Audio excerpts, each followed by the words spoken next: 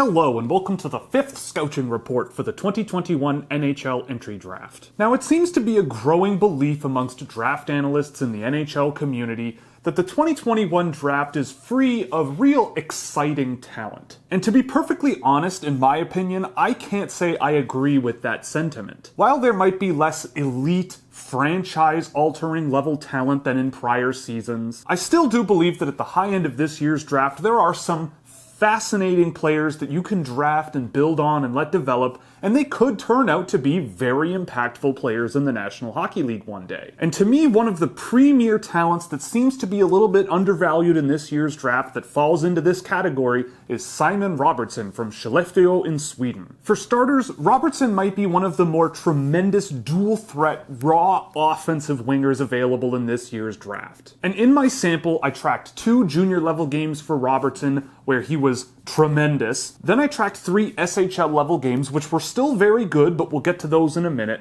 And I finished by tracking 2 games where he's playing for Piteå in the Swedish 3rd Division. And the first thing I want to note from a surface level data standpoint is that amongst his SHL sample, he managed a dangerous shot attempt percentage of 59%. He played some decent minutes in the SHL and drove good possession, so from right there, that's a good starting point. And strangely enough, Simon Robertsson, in my data across the 7 games I tracked, was a weird coincidence of 9 dangerous pass attempts, 9 shot assists, and 9 dangerous shot attempts per 60 minutes at 5-on-5. All of those things are also very notable in isolation, but in combination, they are important to note. And Robertsson wasn't necessarily the most active player in transitions going either direction in the games that I tracked, but when he did get involved, he certainly made it count, especially in the offensive direction. As when he moved in the offensive direction, he maintained control on 4 of every 5 offensive transitions he was involved in. When you look at his passing data, I can't call it anything other than rock solid. A player playing 5 of his 7 games against men and managing to complete almost 75% of his passes is also very notable. But the spread of results here was pretty wide, with 2 of his games under 70% and 2 of his games over 80% completion. And one thing I do want to note is that game over game in the SHL, his pass completion percentage improved from 66.7% to 87.5% in the 3rd game that I tracked at that level. In fact, across the 3 games I tracked at the SHL level, pretty much every metric I track improved at the SHL level before being loaned out to the Hockey Ettan. So where do these good results come from? And honestly, with Simon Robertsson, a lot of it comes from creativity and agility and skill with the puck to open lanes and navigate into open space. He's a selfless player who's a great teammate, combining passing play, evasion with his skill, and raw carrying ability moving pucks up the ice with control. Even when facing pressure from opponents, even at the SHL level, he has agility and skill to evade that pressure and find open ice and just maintain possession one way or the other. And one thing I did pick up on is that in the offensive zone away from the puck, he was constantly square to the puck carrier, especially if he managed to find himself in dangerous areas,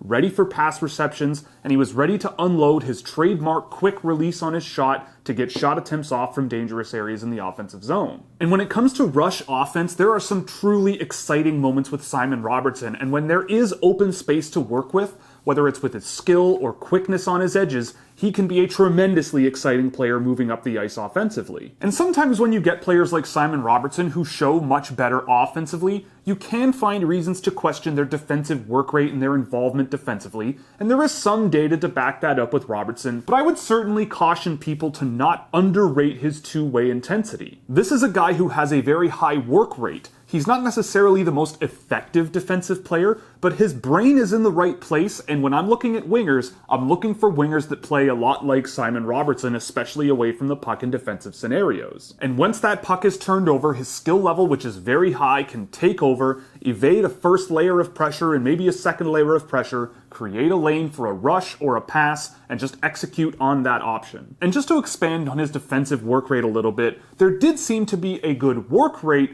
but applying himself physically while still moving his feet and forcing players to the outside was a little bit of a troublesome thing in the SHL that I picked up on. And his defensive controlled zone transition percentage was a bit lackluster for a forward at 55.6%, and his workload in that area wasn't necessarily high, but I did note that over the course of the year, this area of the game did improve for him. Earlier in the year, at the junior level, he was focused on straight line defending, trying to go straight into a player's rushing lane and close them off there, and he could be beat wide or beat by agility. But over time, it felt like he was trying to use a more diverse defensive skill set and that defensive work rate just to apply more passive pressure rather than just go straight at the guy and hope you cause a turnover that way. It wasn't perfect, but I think projecting him into the future could be very promising for his overall two-way game. And people have highlighted Robertson's skating as a bit of a downside that might push him down some draft boards, and while I would disagree with that from a fundamental perspective in most scenarios, he can be heavy-footed defensively, can get caught puck-watching, standing around, watching the play go on around him, and can be inconsistent with blocking, passing, and shooting lanes and getting involved in gap management. But to boil everything down with Simon Robertsson, to put it simply, his offensive controlled zone transition percentage across my entire sample being above 80% is not only awesome in its own right, but 3 of these games were above 90%. And looking at just his SHL sample relative to the top-end Swedes drafted last season, his OCZT percentage of 66.67%, if sustained over the entire season, would put him ahead of all of those players. So what's the best part of Simon Robertson's game? And if you ask some other draft analysts, they might say that it is his shot. And granted, his shot is a very high-quality shot, quick release, really diverse skill set, pulling pucks in and out with a wrist shot, slap shot. He can shoot it in a variety of different ways, and he is a legitimate scoring threat. But when it comes to shooting, I don't necessarily value it tremendously unless it really is a hallmark of that player's game. And honestly, the highest hallmark of his game that I can give to Simon Robertson is just his offensive transition skill set. The crossovers to create space, the skill to evade pressure, his ability to use open space with the fundamental skating and skill talents that he has is really, really remarkable. He earned his 80% offensive controlled zone transition percentage in multiple ways. And what I mean by that is that there are players who perform very well in offensive transitions, but they're typically wingers that hang out more towards the blue line or pinch into the neutral zone waiting for breakout passes, and through that momentum can earn relatively easy transitions in the offensive direction with control. But I find players like Simon Robertson more impressive, where you get the puck in the defensive zone and you are doing the work to create those lanes to get out of your own zone and drive possession into the offensive zone. And at both blue lines, he was driving offense extremely well. And even after he was loaned out to a much lower level of competition in the Hockey Etan, he still managed to just make the game look easy at times, where he could strip the puck off of lower skilled opponents, create space or find open space on his own, and create dangerous offensive cycles for his team that could drive offensive momentum. And also at that level of hockey, a player like Simon Robertson had his moments of absolutely humiliating his opponents, which is something that I always really like to see. And to me, there's potential for further improvement here when you really see what happens when he really pulled off some of his best moves on opponents. And one thing I also like to talk about more and more over the last couple of years is what I call practical skill. It's really nice to be flashy and embarrass your opponents and trip up their ankles and make them fall down on the ice. But at the end of the day, I'm looking for players that can use their skill level practically. Use your hands with the puck on your stick to navigate the puck around where opponents are not, opening up ice here and there, creating space for yourself and leaving opponents behind. And that is also something that Simon Robertson can do as well. He's not stick handling the puck 60 times a second to keep defenders guessing and then they just poke check it off of him. He's managing to find ways around players, and that's another thing that factored into his offensive transition game. So when I look at what Robertson can do under pressure or in open ice, with the pace and the skill and the speed that he can generate through his crossovers, and the offensive transition results that he has, I think there's tons and tons of potential there. And yeah, at the end of the day, he's got a great shot at the end of all of that hard work, but all of that hard work is still something that he does extremely well in my view. The good part of Simon Robertson's game, I'm not going to talk about his shot because it goes beyond that. This is a dual threat offense player to me. He's got shot quality that to me should transition over time, especially with more reps in the SHL before coming to North America. But his vision with the puck is something that is quite underrated. And his ability to use skill and open up passing lanes and make simple passes around the ice, whether it's to dangerous areas or not, is something that I see out of Simon Robertsson quite a lot. He's got a quick wrist shot that he can pretty much use from everywhere, but he's also got an ability to use that threat that he has with his shot to deceive opponents and just move passes and feather passes around the offensive zone. And on top of all this, Simon Robertsson is a player that can also get great elevation on a backhand to adapt to pressure if need be. And if there isn't a shooting opportunity for Robertsson, this is a player to me that struck me as very selfless. And while he is a selfless player able to maintain possession, I would like to see him put his talent profile together a little bit more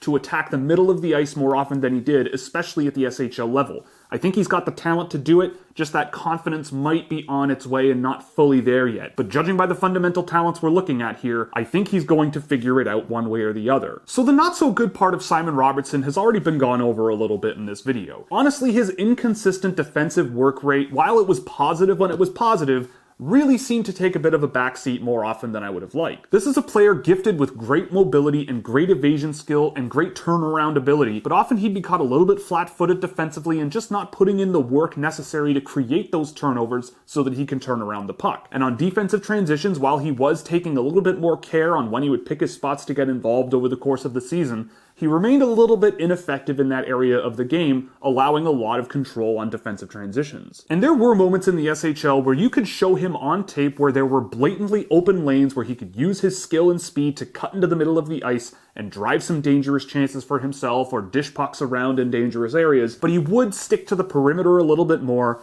gliding around the outside of the ice looking for more conservative passing options. And judging by what I saw of Robertsson last year, his skating has come a few steps in the last 12 months, so if there is a little bit of a lag between his actual talent level and how he perceives his talent level, and he's just not utilizing it enough, to me that means that it's only a matter of time before he starts utilizing that skill more. And adapting to the much higher rate of play in the SHL relative to the junior league in Sweden is also something that almost every player will need time to adjust to. And just for some evidence when it comes to this adjustment to the SHL level, when you remove his SHL data from my data set, the percentage of his shot attempts coming from danger increased slightly from 59% to 63%, but his rate of individual shot attempts went from 6.4 to 19.5 when removing those games. So while there might be a blatant adjustment here, especially for a player hallmarked by his shot by many, I do think that the talent level is more than enough to develop into a much better player at high levels of play. And the last thing I want to note before starting the wrap-up is that Robertsson also tended to invite a little bit too much pressure into himself,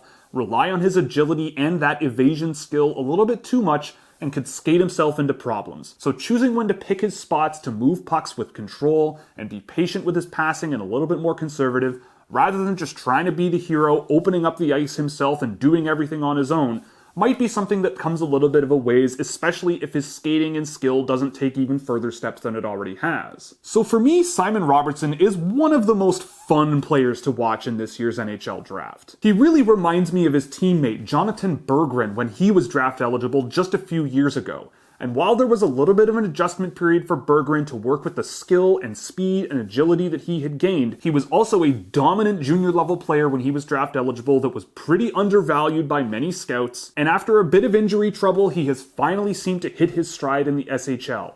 And with Robertsson, I feel like there might be a relatively similar developmental path, but I certainly think he will be just as good a prospect as Berggren, if not better. I mean, the kid can skate, he can pass in transition, he can carry pucks across the blue line, he can make plays in the offensive zone, he can be a hard worker away from the puck, and he has tons of skill and evasion ability to manage pressure from opponents and be resilient on the puck. And to me, there's potential for improvements across the board with more time and patience and confidence at high levels of hockey. The skating and skill that I saw on display at the junior level and the hockey etan level should project to the SHL level over time. There were lanes available to him that he brushed off. He'd have tons of momentum entering the offensive zone and lob shots from the blue line, but when he was really dialed in, there were flashes of some really high-end talent for Robertsson at the SHL level. He had a strong ability to free up pucks, turn play around, and generate offensive transitions, and he brought those natural instincts to the SHL to free up pucks up there and chip in defensively when he could. And to me, Robertsson is just one of these players that you just find really admirable. He does a lot of things very well. He supports his teammates, he gives the puck to his teammates if need be, and he often chains multiple positive things in a shift together in succession to drive pucks out of his own end and into the offensive zone with strong offensive instincts from time to time that really generated strong production, especially at the junior level. He is really, really confident when he's got the puck on his stick and trying to evade a layer of defense. And at all levels, he showed an ability to escape forecheckers, open up rushing lanes, and move pucks offensively really, really well. And on top of all of that, he can be a real flashy player with a ton of creative craftiness, and that's really fun to see anytime you see it. And at the under 20 level, I came away thinking that he was an overwhelming offensive threat that easily earned himself a call-up to the SHL, whether or not there was a coronavirus pandemic going on. And while his production in the Hockey Etan wasn't necessarily what you might expect for someone of his caliber playing in the 3rd division of Swedish pro hockey, I found his team around him was just